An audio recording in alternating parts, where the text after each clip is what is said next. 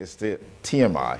I'd like to get into the conversation now with a former special advisor to the state of Osun, as it then was, a former senatorial candidate of the Labour Party, a former Labour leader with Pegasus, I remember very well. Nupeng. I like to think very especially. House of Reps. Yeah, and House of Reps candidate as well.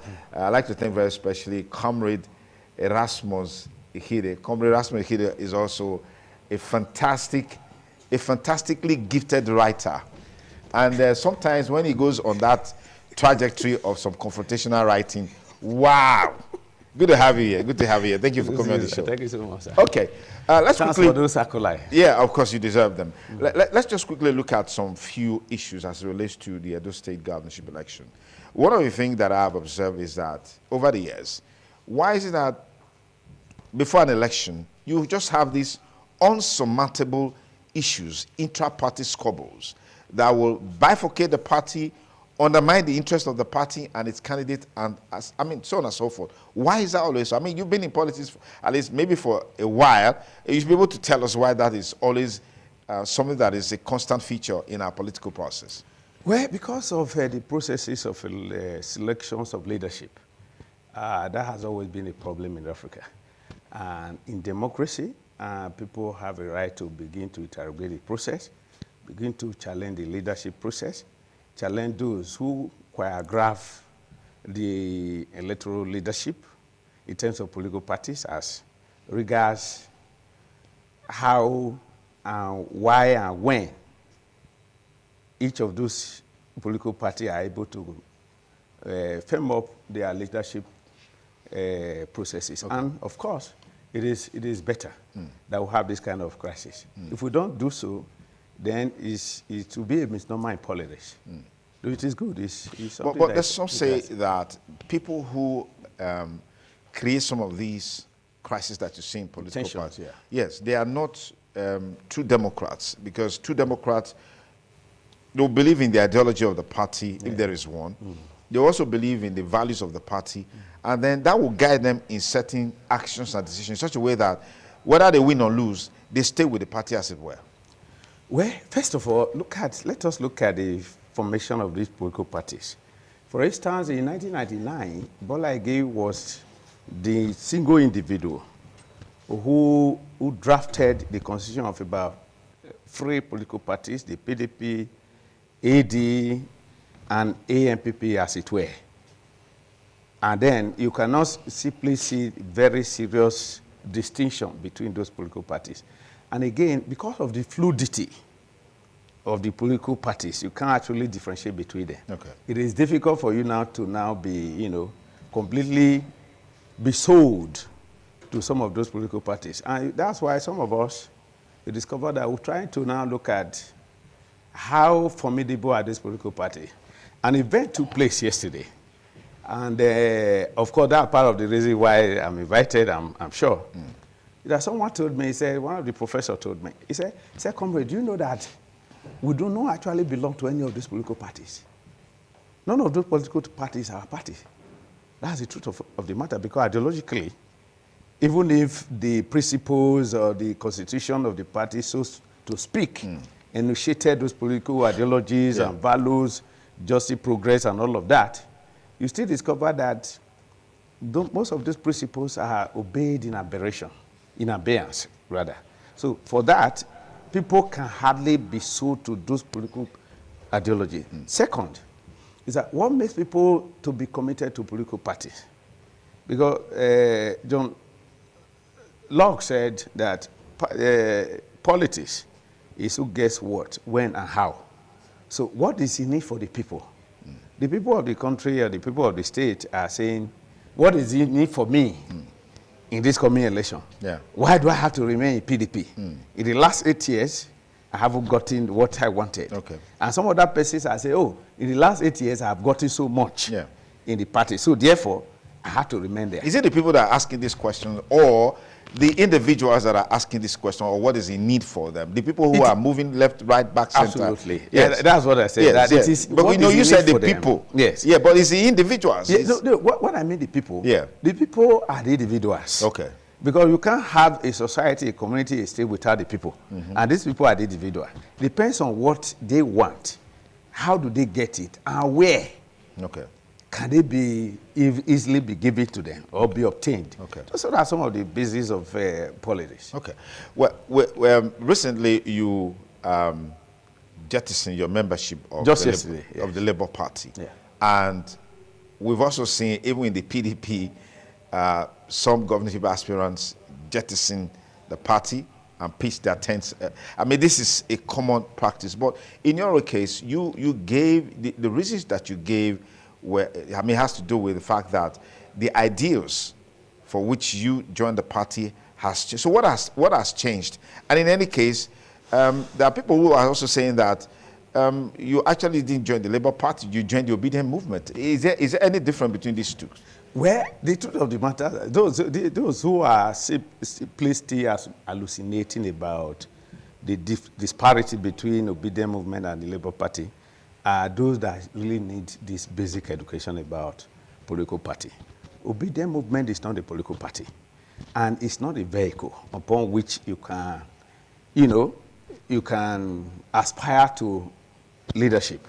And that's a part of the message we need to pass to some of the people, some of the youth who has, for whatever reason, decide to stay aloof from politics.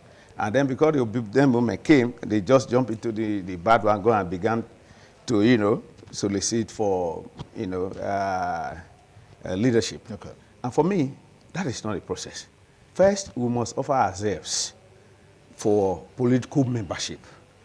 And if I were to be the president or governor of this country, I will first of all make it mandatory that any person who do not have a voter's card should not possibly have an access to maybe so many of the facilities that the government offers. But fortunately, the government is not actually there for the people. So you can't suddenly pigeonhole the people to say, look, I want you to do this, I want you to do that, I want to do that. But the difference is that those who are saying they are members of a obedient movement that they are not, or they are not Labour Party, they shouldn't be different, because there's an adage in my place that you can't begin to run away from the dog meat, and then you are now drinking the sauce of the dog meat.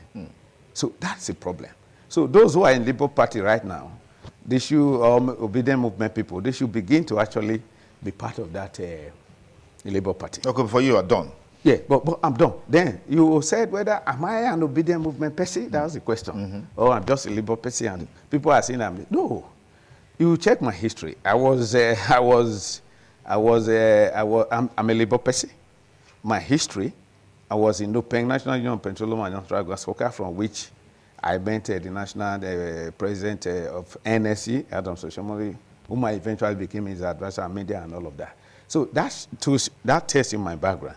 Oshomole came on board as a governorship aspirant under the platform of Labour Party until he now defected and joined ACN, as it were, because of the Grace Group and all of those. So at that time we were already putting structures on ground in my local government and several other parts of the state for Labour Party. So I'm not an obedient movement. I'm not a member. I'm a Labour person. You're a Labour person. But you're no longer a member of the Labour Party. I just resigned yesterday for so many reasons. I'm sure you have read them. Yeah. What are the reasons? I mean, what does it for? Why couldn't you stay within the party to help to douse the tension, strengthen the party, as it were? Where the element at the level of the leadership cadre, I mean the character, the people at the leadership cadre of Labour Party, do not seem to understand our ideology or what Labour Party stands for. Labour Party ideology stands for democracy, progress, justice, equality for all. But that hasn't been achieved. Yesterday, part of the reason why anybody can, in any case, jettison a political party is when there is crisis or turmoil in political contestation, as it is now.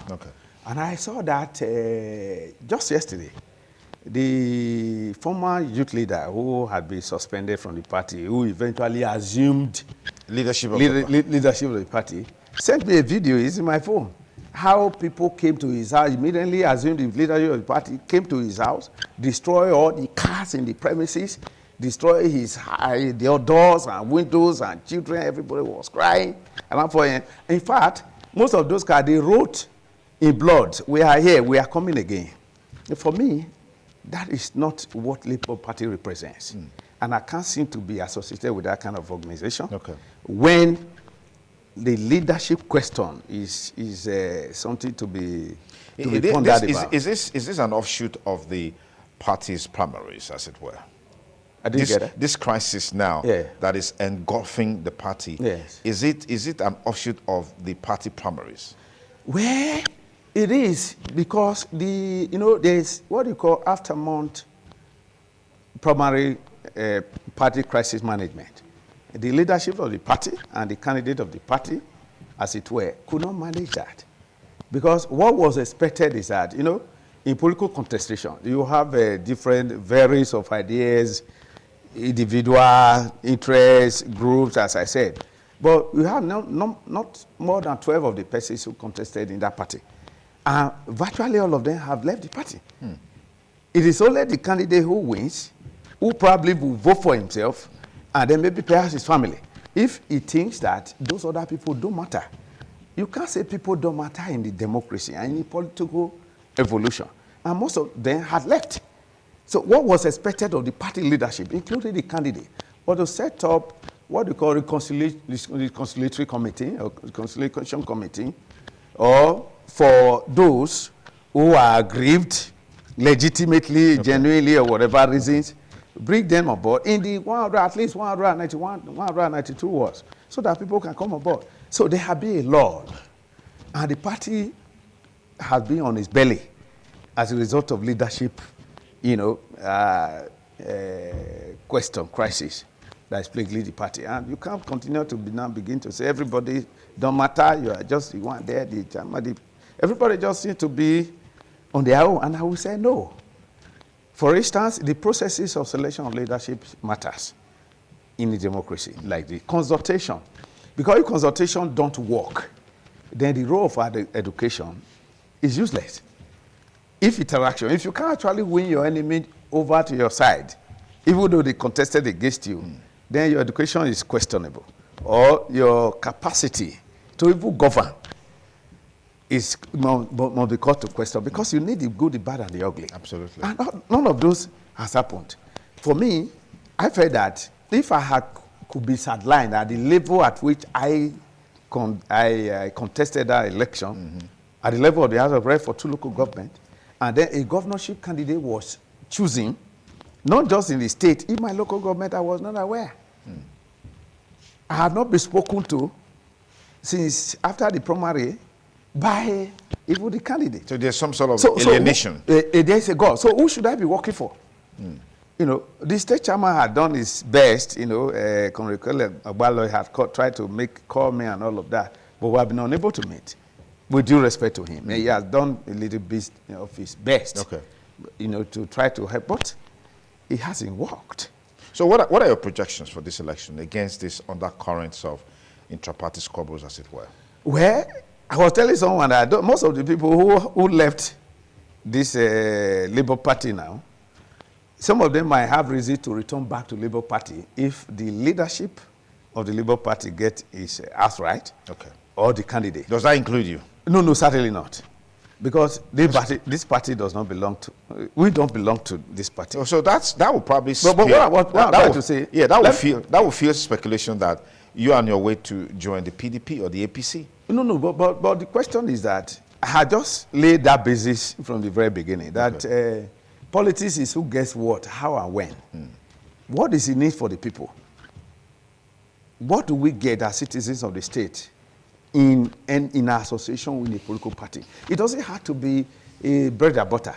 It just has to be some level of recognition to say that, oh no, this is wonderful, this is our leader, things like that. But like I was saying, most of these persons too who have left PDP may return back to APC. Those who have left APC may return back to PDP. Okay. You know, so vice versa. Yeah. They're in search of leadership, in search of what they want, in search of a better society. But the people are the problem, not the leaders. The people are the problem? Yes. Why do you say that? Well, the leaders, the people deserve the kind of leadership they get. They deserve. So therefore, if you take money, for instance, from the political party candidate, just like the dollarized primary election of my party, okay, you know, allegedly, you know, you know, I'm a journalist, yes, so I had to choose my words carefully. Yes. So, allegedly, and then you allow, at the end of the day, you allow the man to become the governor of the state, and then become a Father Christmas. No. There will be a better society. Right. So that's the deviation from the political party. As far as Labour Party is concerned, what's the ideology of the Labour Party?